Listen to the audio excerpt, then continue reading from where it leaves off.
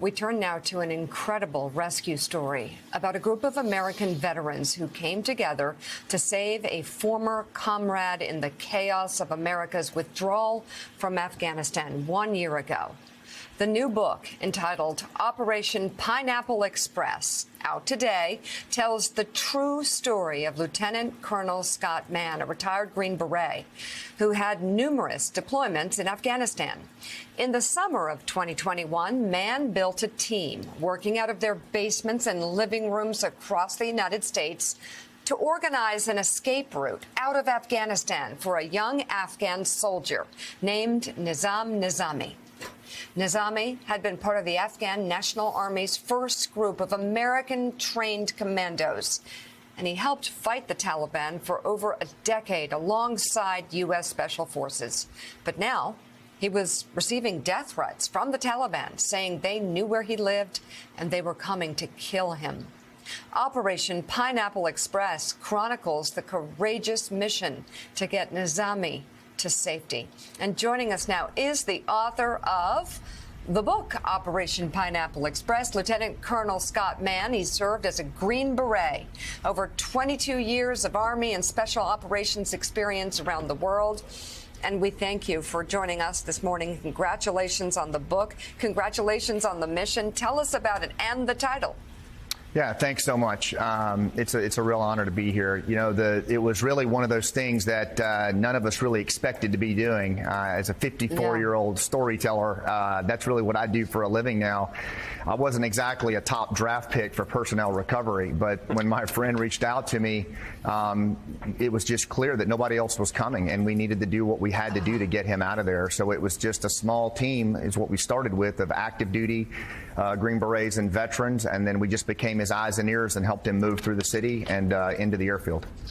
And give us, so tell us a little bit more about his story and what the conditions were like where you were there. It's been now a year since the American military evacuation. Those initial days, really tumultuous, a lot of violence, of course, the suicide explosion at the airport really stick with Americans. What did you see when you were over there? Well, you know, we did this whole thing remote. Everything that we did as far as the recovery, we worked it remote using cell phones and a signal app and then connected to them. And it was guys like Nizam who moved their family through that crowd of 10,000 people. But what I will tell you that was consistent was that we knew who they were, we knew where they were, and they trusted us to help them move. We were able to use technology to drop pins and things like that.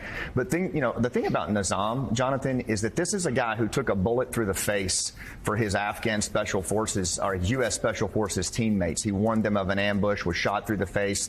2 weeks later, he was back in the fight.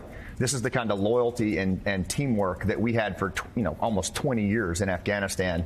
So when he called for help, it was without question something that we jumped right into because he was always there for us. Now, on this show, we don't let questions get eluded or evaded. Mika asked you a question about the title.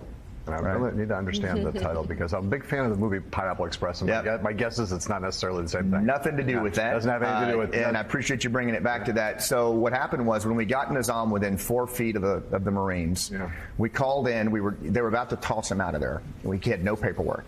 So we called into a diplomat who was behind the airfield perimeter, and we told the story very quickly. He was a little agitated. His phone was getting blown up, as you might imagine. And we told him that he was a Green Beret. He had been through our qualification course. He had been shot in the face defending us. The diplomat paused and he said, I was a Green Beret before I was a diplomat. Tell your buddy to say pineapple and say it now. So we're screaming, dude, say pineapple. And he did. And the next thing we know, we got a selfie of him on the other side of the wire, and the pineapple memes started to fly, and Task Force Pineapple was born. That's a good story. All right. See, I'm glad we didn't let that one go. Thanks for not letting that go. No. That's a great story. Colonel, first of all, thank you so much for your service to America. We're so grateful for that.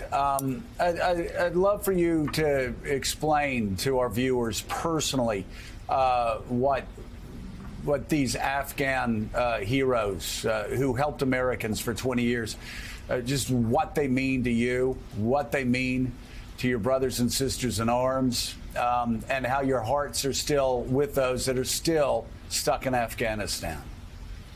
Yeah, I appreciate you asking that. They mean everything. I mean, these are the men and women. A lot of us are here today because of how they stepped up for us over the years. And these, there's a narrative out there that perhaps the Afghans didn't fight. I can tell you the Afghan commandos, the Afghan special forces that Pineapple, Dunkirk, and other volunteer groups like Moral Compass worked with, they're family, and as Green Berets, you're taught that you never leave a partner on the battlefield, no matter where they're from or who they are. And they always stood up for us. And to this day, we've worked through the winter to help keep them alive, to pay for their safe houses. You've got veterans who are using their pensions to move these Afghan refugees from one location to another. And we'll never stop. I've got a friend, George, who's 82 years old. He's a Green Beret from Vietnam, and he's still pulling Montagnards out of Vietnam. We don't leave our allies behind. We don't leave our partners behind, and we never will. I want to ask you this. I don't know what your answer is going to be to this. So just for viewers, if I get blindsided here, I don't usually ask questions that I don't know the answer to, but you were there. So I want to know. I get irritated listening to commentators talking about how our years in Iraq and in Afghanistan were a complete waste, a total waste. That our troops did nothing but get over there and get shot up and get killed. That's just not what I hear from men and women who served over there and were proud of what they accomplished. I will say again, you look at Iraq, yes, it was chaos, but by 2008, 2009, you had people like Dexter Filkins with the New York Times saying it had transformed so much he didn't even recognize it. They're going through difficult times now. But Iraq has a fighting chance. Talk about Afghanistan, obviously a far different culture, but talk about the things that U.S. troops accomplished in Afghanistan and the seeds that were planted that may one day grow. Yeah, I really appreciate that question, and I agree with you, actually, that what our men and women sacrificed for 20 years, I lost 23 friends over the course of this war, and what I tell their families, and I look them in the eyes and I say what they did, it mattered, because there are 8 million young men and women who attended school, who existed under, relative democracy. And we haven't heard the last of them yet. I'm telling you right now, keep your eye on Afghanistan over the next few years. Keep your eye on those former commandos, those Afghan special forces, those young girls who attended school and who had the opportunity to lead at various levels. I think they've still got a stand to make, and I think that we'll see them make it. And I think it was the sacrifices of our men and women and the NATO forces over a 20-year period that held space for them to do that. And I wouldn't count them out just yet. I wouldn't count them out just yet. And the lessons learned in Afghanistan, the lessons learned in Iraq over 20 difficult years. The Ukrainians right now, in part, are doing as well as they are because the lessons our troops learned on the ground, just like you, Colonel. We greatly appreciate your service to the country. Thank you. And thank you so much for being here today. We're honored. Thank you so much. The new book it's my honor. Is Operation Pineapple Express. Lieutenant Colonel Scott Mann, thank you. And come